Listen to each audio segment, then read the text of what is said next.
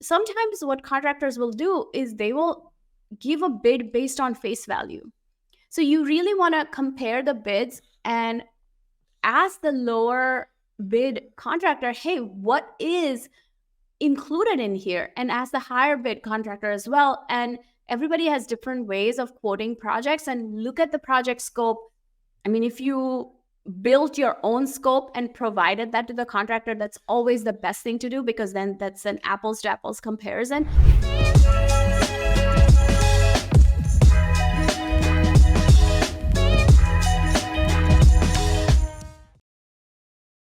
Today, we're going to talk about the 10 biggest mistakes that you can avoid for your next renovation project.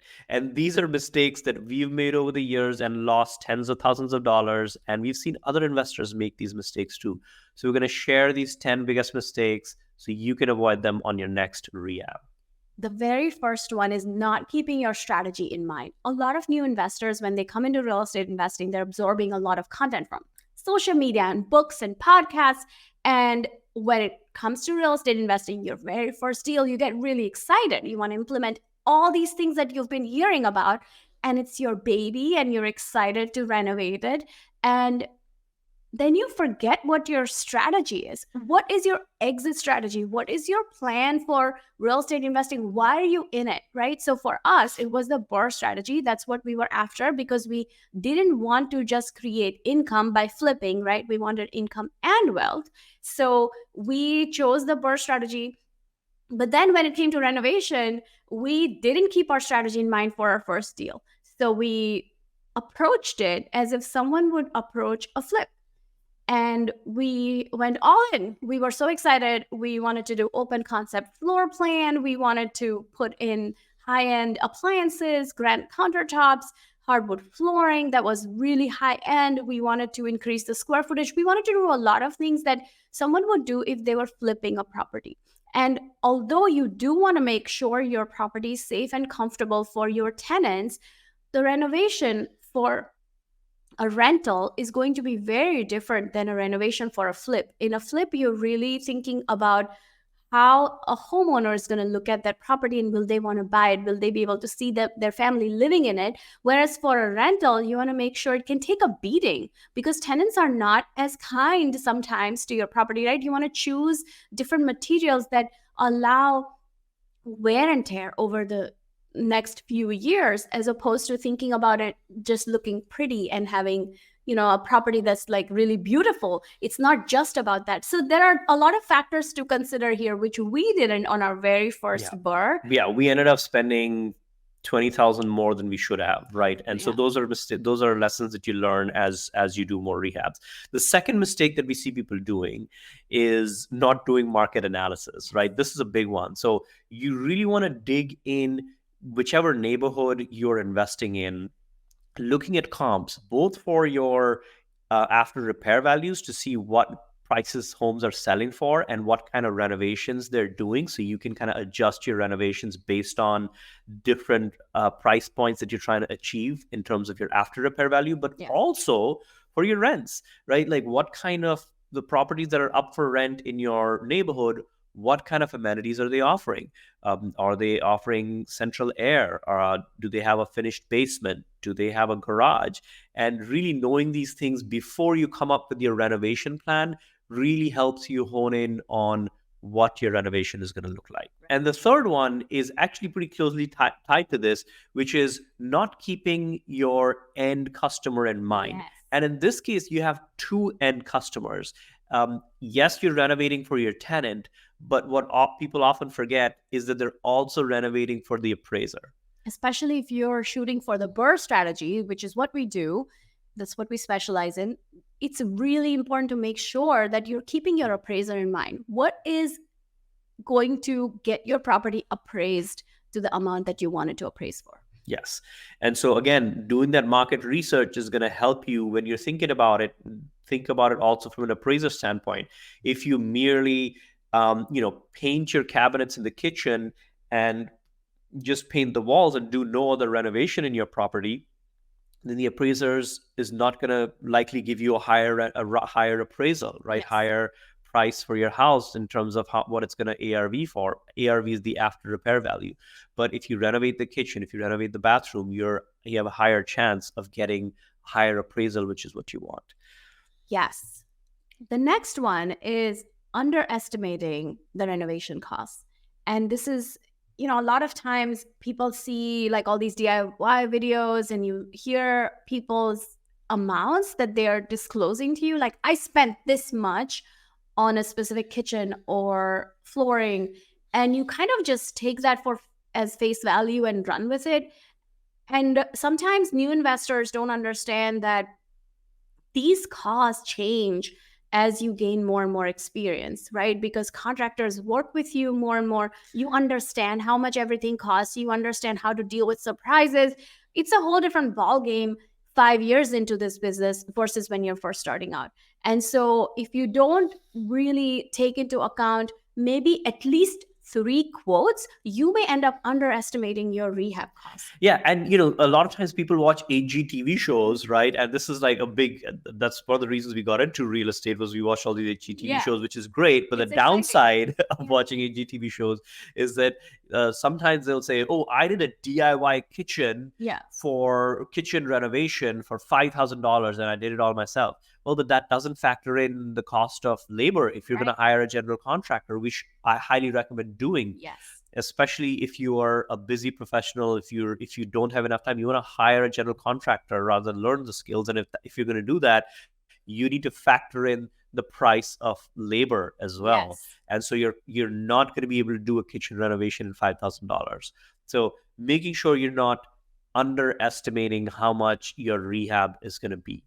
And the next mistake that we see people making is, and this is number 5, is not having a contingency while doing the rehab. Oh my God, this is so important, because if you've ever managed any projects before, right, for your day job, I did project management, you did project management too at a certain point in your career, there is one unspoken rule that a project will probably always go over budget and it'll never be done on time. This is like a running joke within the project management community, like, hey, you may go over budget. So every project needs a buffer of time and of money, right? So always build in contingency amount for your renovation project.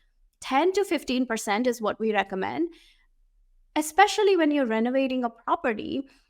When you estimate the cost, you are unable to open up all the walls and look under the hood, so to speak. But when you own the property and you start the project, then you're able to do that. And you may discover some things that you weren't aware of before. And that is totally normal. That is a part of the process. And that's why you build the contingency amounts, right? About 10 to 15% is what we recommend. Absolutely. And, there's always surprises and renovation, right? Like, that is a given. Any renovation will have a surprise, and you want money set aside for that. Number 6 is not monitoring your rehab, not communicating sufficiently with your contractor to know what's going on. So a lot of times we see people hire a general contractor to do a renovation project and not talk to them enough, and come week 5 or week 6 into the renovation, the contractor's like, oh, we're over budget by $20,000. And as an investor, you do not want to be in that position. You want to catch any surprises very early on in the rehab project. If there's anything that you're overspending on, that your contractor says, whether it's your kitchen or your bathroom or whatever was on your scope of work to do, as soon as they go over that amount, you want to be notified of that, so that you can course correct early on. Come towards the end of the renovation project, it becomes very hard to then find places to save some dollars for the rehab, right? But if you found that early on, there's things that you can do. So talking to your contractor at least once a week, doing a FaceTime video with them to say, all right, where are we? Investor, do a FaceTime video walkthrough. If you are local, go check out your property once a week. And that really helps keep an eye on it. And, contractors are creatives. This isn't meant to create an adversarial relationship between you and your contractor. It's not that they're trying, not all contractors are just out to scam you and get you over budget and notify you at the very end. That's not what it's all about. Contractors, the way I look at it, they're creatives. They are there at the job site. They're not sitting at their desk monitoring the money.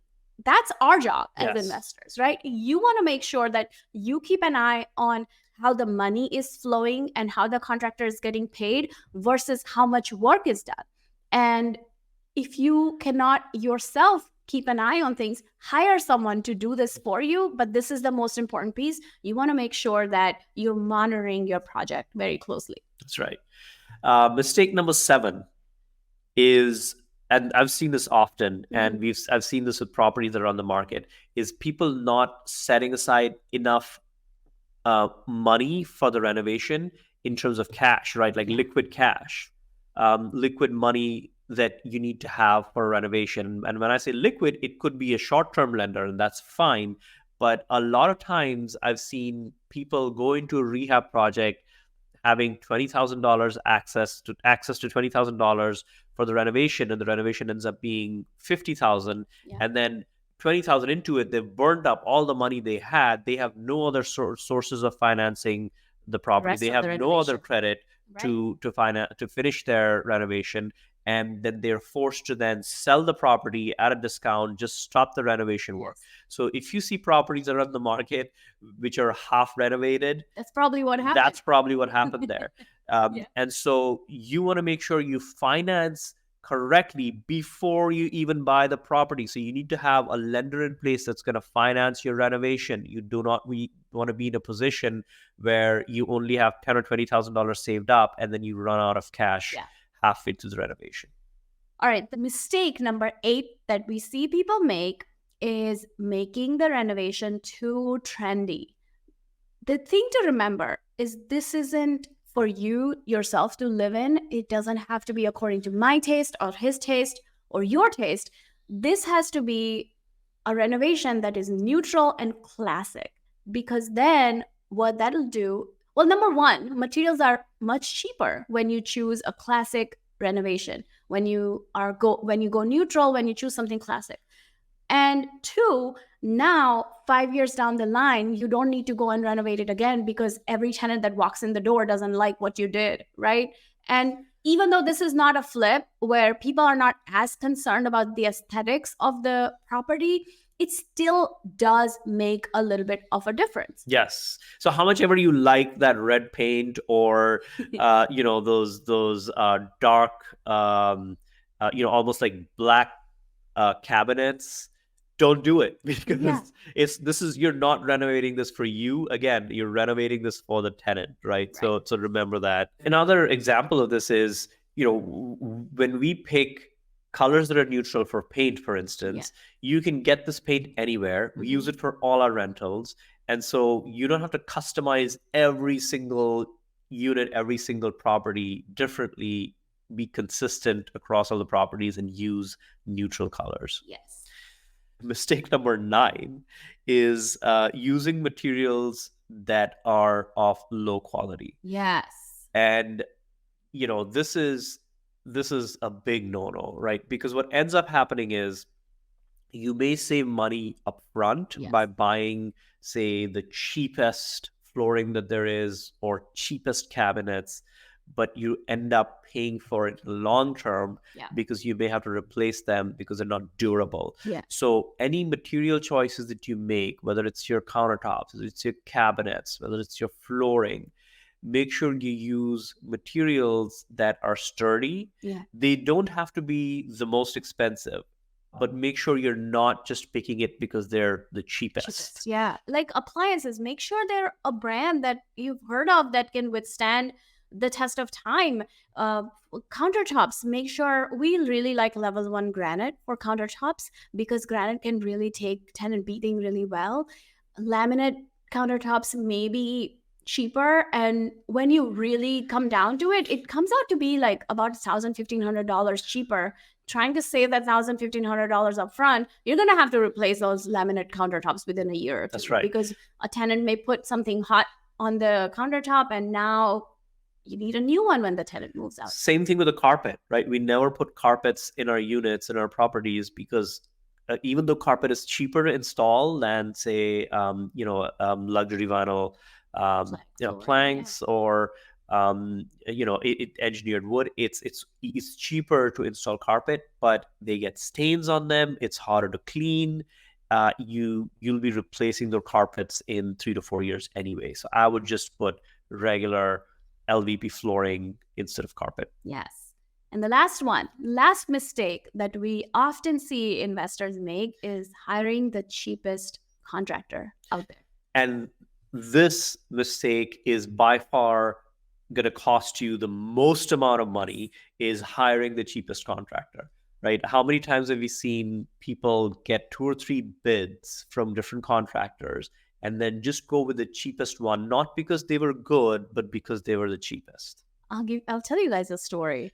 When we first got started, we made friends with another investor couple who was also investing around the same area and around the same time when we were getting started. And every time we would talk to them about their construction budget, it was significantly lower than what we were spending. So this is 5-6 years ago when we first started implementing the BRRRR strategy.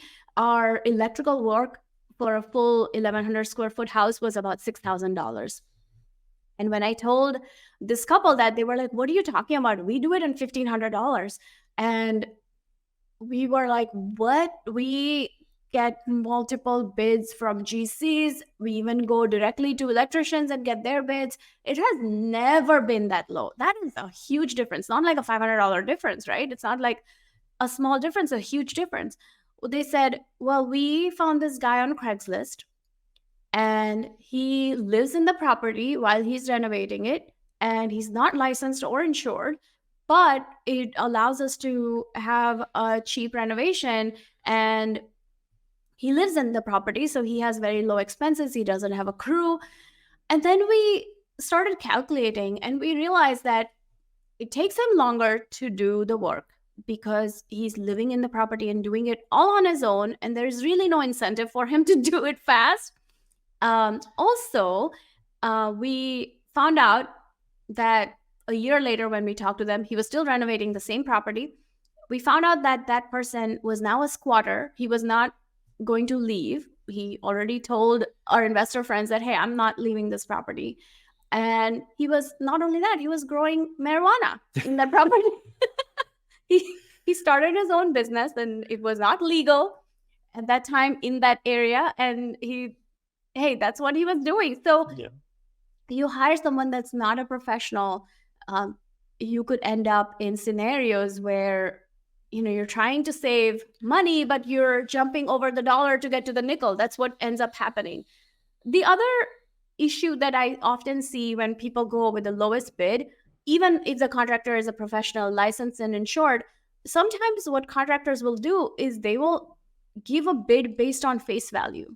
So you really want to compare the bids and ask the lower bid contractor, "Hey, what is included in here?" And ask the higher bid contractor as well. And everybody has different ways of quoting projects, and look at the project scope. I mean, if you built your own scope and provided that to the contractor, that's always the best thing to do, because then that's an apples to apples comparison. But say you are inexperienced and you really want them to build the quote and the scope for you, make sure you compare the scope, because certain people will only look at the basics and quote you that, and you suddenly want to give them the project because they didn't include everything. That's why their bid was lower, right? So you want to make sure you look at the itemized breakdown. If you have some experience, if you know how to do this, make sure you scope out the project for the contractor so that they're all quoting the same items, and then you can do an apples to apples comparison. That's right. So let's go over the 10 mistakes. So quick recap the 10 mistakes. All right, let's do it. Number 1, not keeping your strategy in mind before you start doing the rehab. Make sure if you're doing a flip, rehab to a flip. If you're doing a BRRRR, rehab to a BRRRR. Mistake number 2 is not doing sufficient market analysis before you start the rehab to know what kind of renovation is needed based on what your end goal is. Number 3 is not keeping your end customer in mind. Who are you renovating for? For a BRRRR strategy, you want to think about your tenant and your appraiser. Mistake number 4 is underestimating your rehab cost, right? So not doing proper analysis to know what your costs are going to be and going with the cheapest. Number 5 is not having a contingency built into your project. Make sure you have a contingency amount, 10 to 15%. Number 6 is not monitoring the rehab and not keeping a tab on how your rehab is going every week. Number 7 is not having enough funds for the renovation from the get-go, not having a plan on how you're going to fund the renovation. Mistake number 8 is making your rehab too trendy and not classic. Number 9 is using cheap materials because they're inexpensive upfront. They're going to end up costing you over the course of the life of your rental. And the biggest mistake, hiring the cheapest contractor. Again, it's going to be cheaper in the short term, but it's going to end up costing you a lot more in the long term. Always remember, you get what you pay for, and make sure that you're keeping all of these in mind when you go into your first renovation. We'll see you next time. Take care, guys. I know.